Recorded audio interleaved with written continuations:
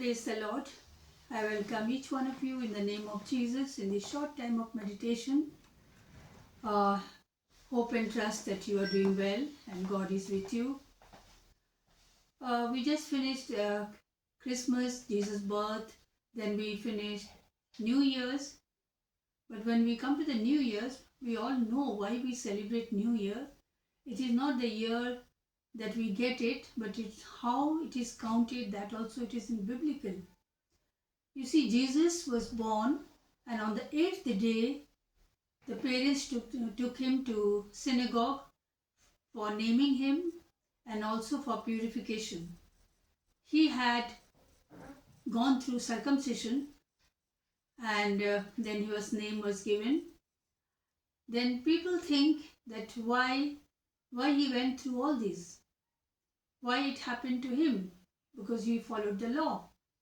Well, he was born in a Jewish community, and he was born in a human form. So he wanted to show the world that he is a human. That is why the parents did it. But at the same time, Bible says that Christ is the end of the law. See, in Colossians, if you read the book of Colossians, it is written there that he has taken all the laws and all our curses and all our bad things, all our sin on the cross.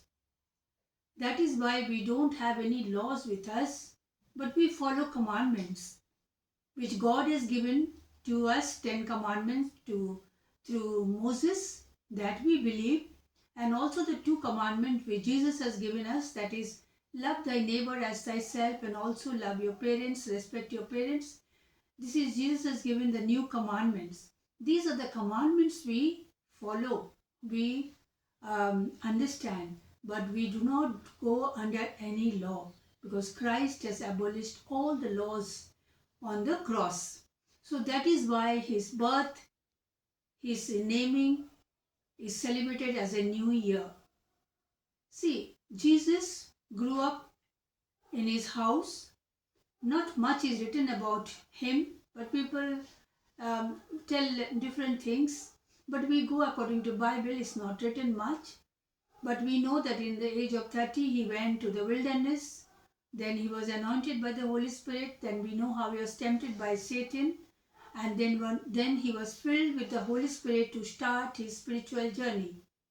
And when he finished, he started his spiritual journey, he used to go from village to village and town to town to spreading God's word and Sermon on the Mount, we know in Matthew chapter 5, 6, 7.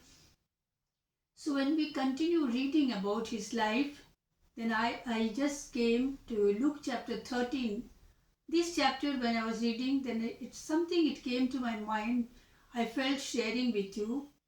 When he was in Galilee, few people came and told him that the Pilate, he was doing sacrifice. They used to do sacrifice on those days. So he sacrificed some animals and then he killed some Galileans, and the blood he mixed with the blood and he offered to God. When they told to Jesus about this, the Jesus immediately says, "See, you repent that it should not happen to you." The same time, some people came and told, in Silo, there are 18 people died when a wall fell on them and they died instantly. Then Jesus heard and said, "You repent. It should not come to you." See, when we look back, John the Baptist, he also said, "Repent. The Christ is coming." When the Christ came, then he said, "Repent for your sin." Jesus always wanted the sinners to repent. That was the only thing he wanted from the sinners. What is the meaning of repentance? Meaning of repentance means acknowledging your own sin, your own fault, your own misdoings, which we do not see. We always, when we find, so we are very good in finding fault in others. Very nicely we say this person is bad, that person is bad, but we forget to see what we are. We are big sinners because we are judging people. And also, when anybody tells us about our fault, then we try to argue, we try to fight, we try to defend ourselves, we show all the reasons, analyze things, and always we come to a conclusion that we are fine, we are sinless, the other person is sinful. So that is not repentance. God wants us to repent. And repent means confessing from the mouth that we have done this mistake. Jesus did not say that you confess, but he always says that confess before God. But sometimes we see Jesus said when you are taking the communion, you go and confess your sin. If you feel that you go and confess your sin and have good relationship with your brother or sisters before taking communion. Otherwise, we can confess our sins to God, and that Jesus is telling here that you repent. Repent means acknowledging your own sin, own mistake, your own misdoings. And here in chapter 13, when we read from 1 to 9, especially from 6 to 9, when we read, he has given a small example, a parable, which really is very small, but it has a great meaning. One gardener, he planted a fig tree, and every time the owner used to come and see when the fig will come on this tree. And the first year it did not come, second year it did not come, third year also it did not come. Then the gardener said, "You come and cut it down." The farmer who was looking after the tree, he said, "Just give one more year. I will put manure, water, look after it nicely. Who knows that it may give fruit next year."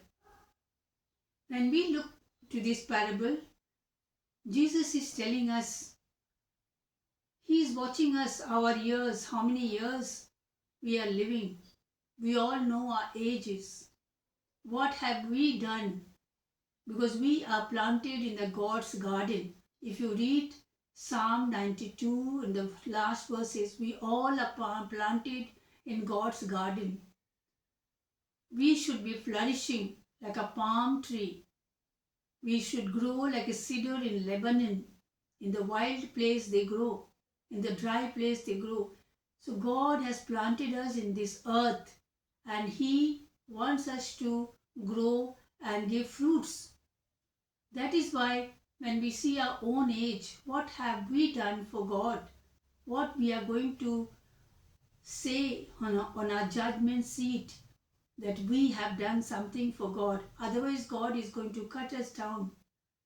He is not going to give us more grace, because through Jesus we got grace, and this grace is sufficient for us. We should be fruitful. How we can be fruitful? When we have word with us. How can we have the word? We have to read the word. Jesus, these 4 books, the 4 gospels, is full of Jesus stories. And we read nicely, then we understand that Jesus gave us each and every matter of this world very clearly. When we read, it's like a story, but when we try to analyze, it has a great meaning. And Jesus speaks to us, speaks to me and you, that what have we done in the last years, because He has given us another one more year, 2026. It is a blessing year. We have to do something for God. We don't have to be a preacher. We don't have to be a teacher. What talent God has given us, you should pray and find out. Because everybody is planted, those who are believers, those who are chosen by God, we are planted in God's garden. We should be flourishing. And when we think in this context, I was thinking about Noah. When Noah was preaching and telling to repent to people, because Noah was living among all in this world, among all the sinners.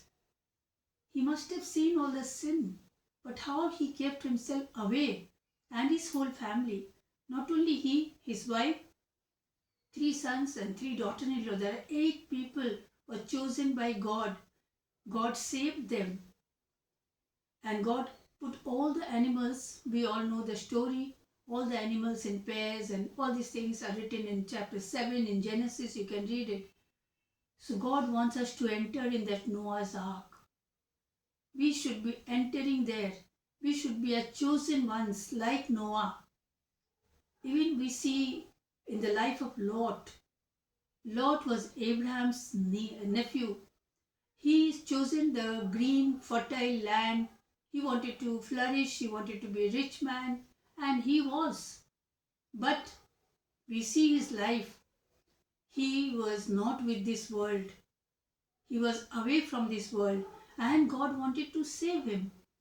That is why God sent his angel to protect him and bring him back. And he brought him back out of the Sodom and Gomorrah before God destroyed them. Even in Noah, God saved him.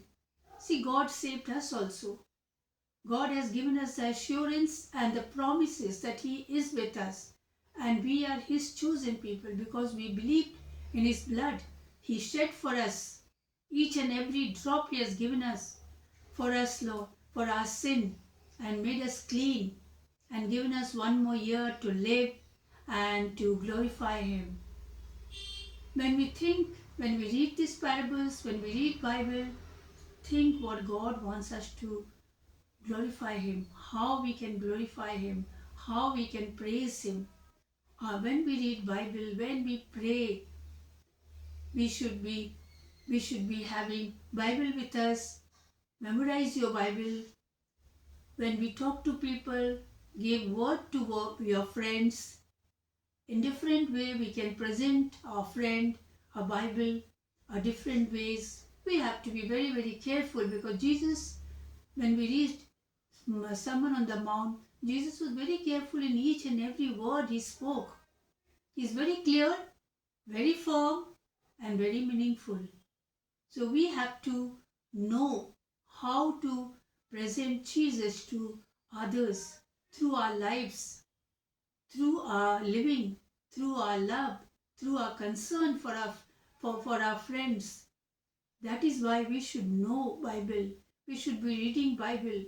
These parables, the history, the Old Testaments, these are given to us to check ourselves, check our life, and follow Jesus, and we'll be blessed, and also we'll be blessed for others.